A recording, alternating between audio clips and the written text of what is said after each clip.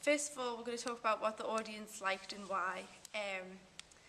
First of all, we got lots of comments about the black and white image that we use, obviously because it's a convention of film noir. The audience really liked it because it's like really different to modern film nowadays, and they liked how it like stood out from the rest of films. Yeah. I don't really see many films with like black and white colour now, so well then that was quite a useful technique to employ, because it's like a unique selling point. Like with it being in black and white, it might create like the audience to want to go and see it more. We found it was very effective in drawing the audience into all of our products, especially the poster and the magazine.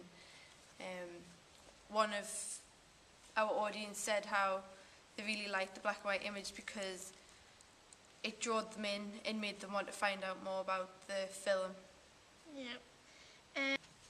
So we heard from our audience feedback that the trailer wasn't as long as people would have liked it to have been, but this was actually like a deliberate plan, because it is a teaser trailer and they're not supposed to last more than like a minute and a half.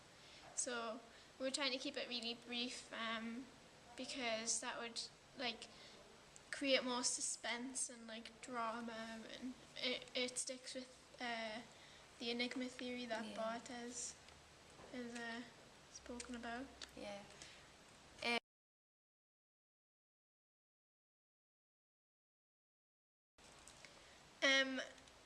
On the magazine front cover, we've got audience feedback saying that maybe the picture was a bit too high up and obscured the title a bit too much. So we learned from that despite the fact that it is like an established magazine like Empire that we've used, people still like to know like the brand name and like to be able to see it. But yeah, we did. Overall, they did say that the image was good and they liked the image. It was just where we positioned the image that they didn't like. Yeah, but that was like our fault though, because when we took the image, that was the very top of the picture. That's actually at the top of the magazine front cover, so we couldn't really move it down without having like a plain black background on it, and that would have like offset the magazine front cover. But so from that audience feedback, we know that we should like when we are taking like a picture, maybe like in the future, leave a bit more space at the top of it, so we've got space for editing and whichever the features we want to add on to the picture. When it came to our poster, we asked our class, obviously, because they have a shared knowledge of posters. There was nothing really that they didn't like. They all like that it gives something away about the narrative of the film, because obviously the couple are close together.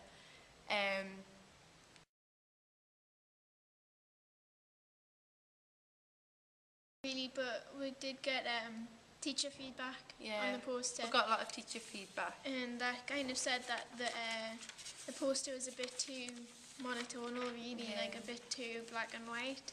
And from that, we tried using a red filter on the poster instead to try and make the image seem a bit more like colourful. Still like with the grayscale scheme, but like with the red filter over the top, just to sort of draw the audience into the poster more rather than it just fading into the background, because everything's sort of merged together. With having the red filter over the top, it sort of brought the poster together more and made it stand out. Actually, it creates a bit of like a sepia tone as well, isn't it? Which would be like quite a good convention from like the time that like film noir originates. So that was quite good to get feedback on that and then see like how we could develop it.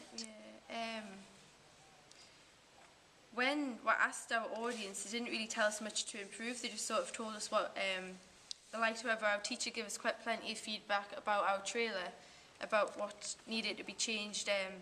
The main things we changed is the position of a few shots to sort of make the trailer look neater and make it come together more, to give away a bit more narrative, because obviously that was that's what the audience said, they wanted more narrative. So by changing the shots around, we did get a lot more narrative in there. We also changed the production company. Yeah, we made our own logo for it because we're using Momentum Pictures, but going off continuity, etc. You can see that on the poster in the building block. We've actually got like our own company name as the production company, so it seemed like best to change that.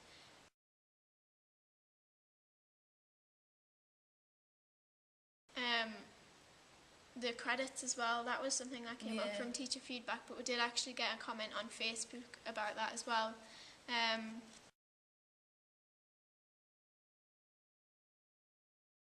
From, I think, a student at Northumbria University who said that we could maybe improve the credits by adding logos like Facebook and Twitter on it to make it like to target our audience more, because we're targeting quite a young audience. And we did find that when we carried out audience research that is what they wanted. They wanted the exclusive content of Facebook and Twitter.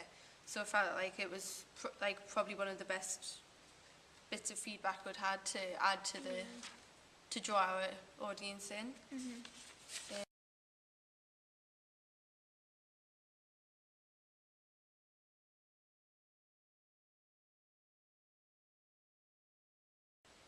What the audience were looking for out of our trailer was probably just, a trailer that told them about the narrative, added suspense,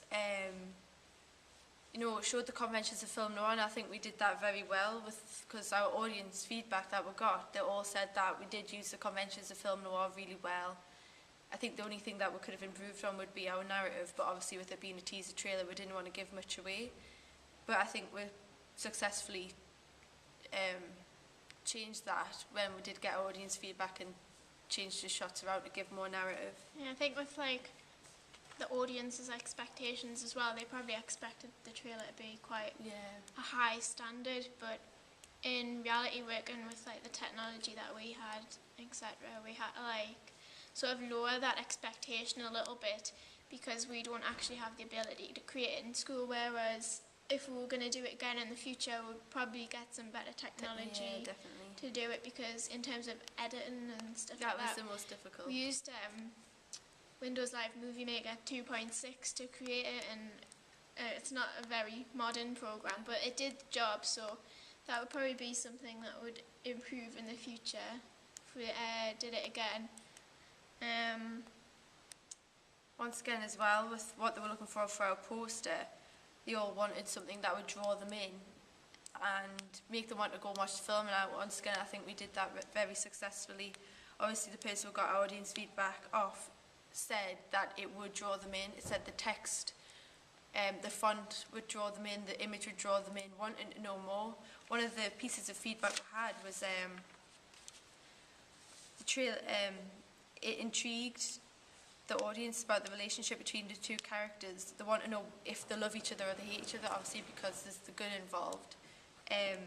People wanting to know more, which is good because obviously it goes back to the theory of narrative and enigma. And with our magazine as well, obviously looking for a magazine, obviously something that's drawing you in. You want exclusive content, you want like a variety of features on your magazine, and I think we did that very well. It's quite a simplistic magazine, but we've sort of, when we researched special edition magazines such as what ours is, there wasn't much on it's quite a simplistic cover, and I think that like drew people in more than if it was a crowded cover with all different things on. So I think the magazine front cover is probably the most controversial of our text, and because we did receive like various feedback about it, and we sort of had to argue our case as to why we'd done the things. I think a lot of it, we got told that there should maybe be more features on the front cover. So maybe like in the future, if we're gonna do it again, we might put like one or two more elements on the front cover, but like as Emma said, it was supposed to be a special edition front cover,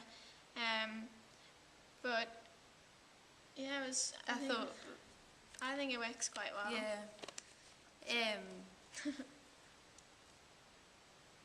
how did we develop our ideas after the audience feedback? Well, I think what would change the most was definitely the trailer. Obviously, I've spoke about before the change in the order of shots, the change in the credits, the change in production company.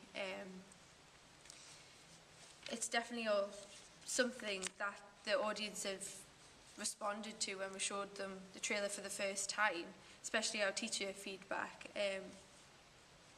And I think after it was the best feedback we'd had for the trailer, because rather than telling us what they liked, they told us what needed change to make them want to go and see the trailer. And I think after changing it, it has made it a stronger trailer. Like, it's got a stronger narrative. It's really good. Yeah, I think the audience feedback's like so valuable because it sort of helped us like identify what we actually wanted to do and how to do it a little bit. Like, we could say, oh yeah, we're creating our trailer and it's gonna have this, this, and this in it to create these conventions and stuff. But the audience like can tell us whether it worked, whether it didn't work, and that sort of helped influence our decisions about how we did change it. Yeah. So it was very it was valuable. Definitely valuable. And it's taught us quite a lot. Yeah. Yeah. For our poster, what we did for our audience feedback then is we showed them a picture. Our poster just black and white, and our poster with the red filter over the top, and that's the main change in our poster. That all we changed was the filter on the image, and we found out that the image with the filter over the top was much more effective than the one without the filter on. And we tried a variety of different things, just black and white, quite a strong red filter, and then we decided for quite a soft red filter to give you the sepia tone, obviously because it still carries the convention of film noir, 1950s style type of thing. That was the only sort of thing we changed with our poster. I think the magazine was probably developed the most with the feedback because we've got feedback from quite different areas. We've got teacher feedback, we've got audience feedback, we've got another teacher's feedback, and I got some feedback from a lecturer at the local university who sort of told us how to develop our work. So from that we sort of developed like the puff in the corner, like the that positioning was quite, of things as well. like the size of things in proportion to the other features, and how many features we had on the front cover. That was definitely an issue for us, because when we started out we had quite a few things started on the page and it just didn't work at all. But obviously when we took them away, people said that it wasn't a strong enough magazine front cover because they weren't drawn in because there wasn't as many features. But afterward changed everything round, it did work out pretty good. So I think the magazine probably showed the best development from definitely audience feedback, because it was continual audience feedback, and I think it's sort of taught us how to construct things, like continuing on from AS, constructing to like an A-level standard. It's obviously very important because we've got to please the audience at the end of the day. So it's definitely showed us, we've learned from it that you do need a variety of audience feedback. You need as much as you can, and you can't just get the audience feedback once. You need to get it continuously as you improve and change your magazine, because and your poster and your trailer, in case you could change one thing and the audience hate it. So you really need to keep on continuing with